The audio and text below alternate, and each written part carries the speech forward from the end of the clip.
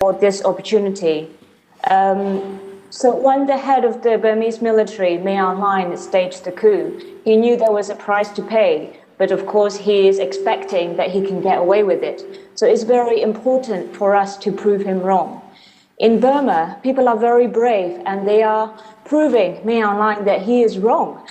When the military decided when they thought to arrest NLD leaders and other activists like my dad, they thought they could stop protest. But we have seen the biggest protest in more than 30 years. People are holding signs calling for democracy. And these signs are written in English because they want the world to help.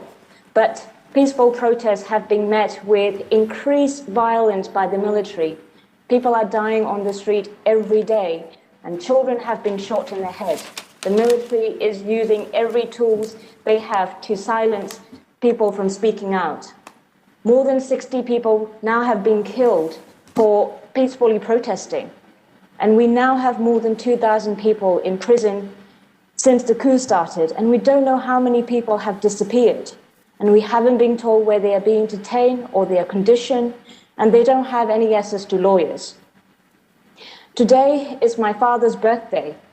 Nearly half my life, we haven't been able to celebrate his birthday together because he is in prison for speaking out. And my first memory of seeing my dad is through iron bars in insane prison. It's still very hard for me, although I'm used to it. And at the same time, I'm heartbroken and angry that so many children will now have to go through what I went through, growing up without a parent and not knowing when they will see the parents again.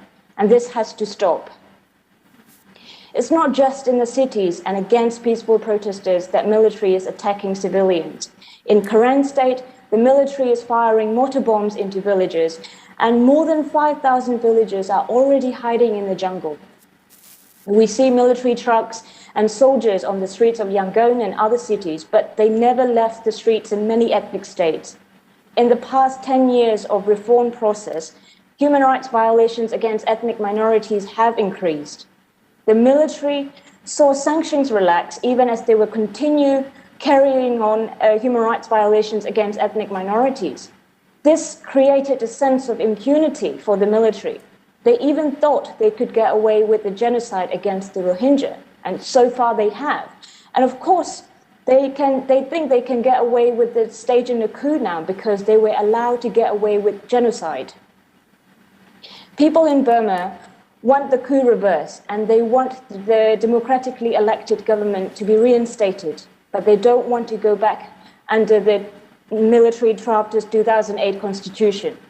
In the US, you wouldn't accept a situation where your chair of the Joint Chief of Staff choose 3 cabinet members. You wouldn't accept him choosing 25% of the member of Congress. You wouldn't accept it, and we can't either. People are risking their lives asking for federal democracy. And the military was wrong to underestimate the courage and resistance by the people of Burma. But so far, Wai Hnin hasn't been wrong to think the international response would be weak. My country is now controlled by the battle-hardened soldiers. They are not diplomats. Statements alone are not enough. Of course, we are realistic, and we know that international action alone cannot free our country. We will win our own freedom, but international action has an important role to play. I want to take this moment to thank the US for being the first to act against the coup, freezing government reserves and sanctioning 3 military companies. You have been the forefront of supporting human rights and democracy in my country, and I'm really grateful for that. There is much more US can and must do. You must target the economic interests of all the military and impose sanctions on military companies, including financial services and insurance. Now that military control the government, revenues to them from oil and gas need to be stopped, along with trade in timber and jams from Burma. Please work with allies like the UK and EU to coordinate these targeted sanctions. And US has arms embargo, but most countries in the world don't. Please work with allies to build a global coalition of countries imposing arms embargo. In my written statement, I have listed more steps that can be taken. There are many measures that US can take: diplomatic, economic, humanitarian, and legal.